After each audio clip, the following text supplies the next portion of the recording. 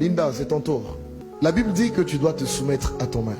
La soumission, c'est quoi? C'est pas l'esclavage. La soumission, c'est le respect. C'est tout ce que ça veut dire. Ça veut dire, femme, respecte ton mari. Tu sais, tu peux tout donner à un homme.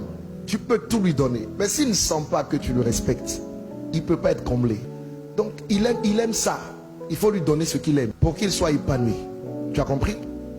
Maintenant, il y a une deuxième chose dont l'homme se nourrit. Ma fille, parfois, ton cœur est couché à côté, son amour est là, et puis il est 2 h du matin, et puis lui-même, il ne maîtrise pas certaines choses. Il se retrouve dans ses conditions normales, c'est pas anormal, normal de température et de pression. Et il va dire, mon amour. Quand il dit mon amour à 2 h du matin, comment tu réponds? Oui, mon cœur. Ça peut lui arriver d'être dans les mêmes conditions à 5 h du matin. Comment tu réponds? Oui, mon cœur. 13 h.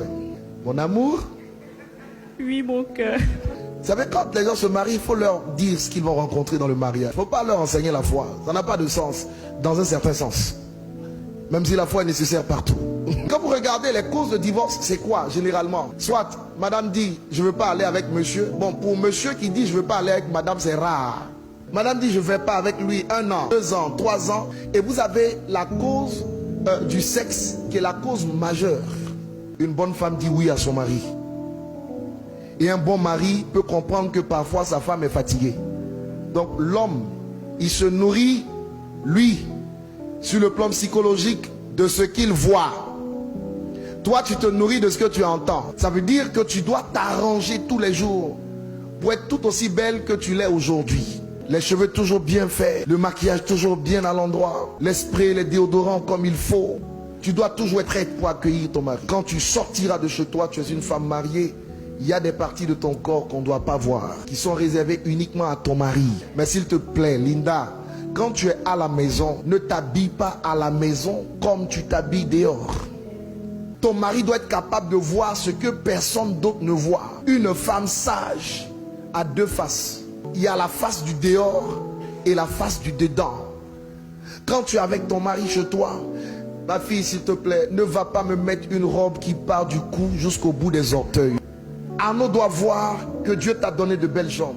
Arnaud doit voir des choses que personne d'autre ne peut voir. Et il doit se réjouir en voyant ces choses. N'oublie pas, il fonctionne par les yeux.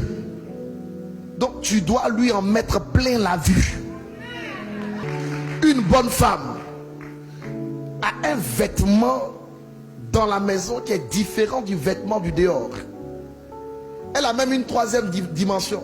Un autre vêtement dans la chambre à coucher. Là-bas, il ne faut pas aller attacher des pagnes. Ne fais pas ça. Tu es trop jeune pour ça. Il y en a parfois qui vont dans l'intimité. Elles portent des joggings. Sur le jogging, elles vont mettre un jean. Sur le jean, elles vont attacher un pagne. Sur le pagne, elles vont attacher un kimono. Le pauvre monsieur, pour rendre visite à sa femme, il franchit des obstacles insurmontables. Il y a des vêtements adaptés. Et tu les connais. Les nuisettes et tout ce qui va avec. Tu vois, aujourd'hui tu es entré dans le mariage, c'est une victoire. Mais rester dans le mariage, c'est un autre championnat qui commence. Oui, il faut dire ça. Surtout quand elles sont chrétiennes, ils sont chrétiens. Quand tu t'es marié là, ce n'est pas fini.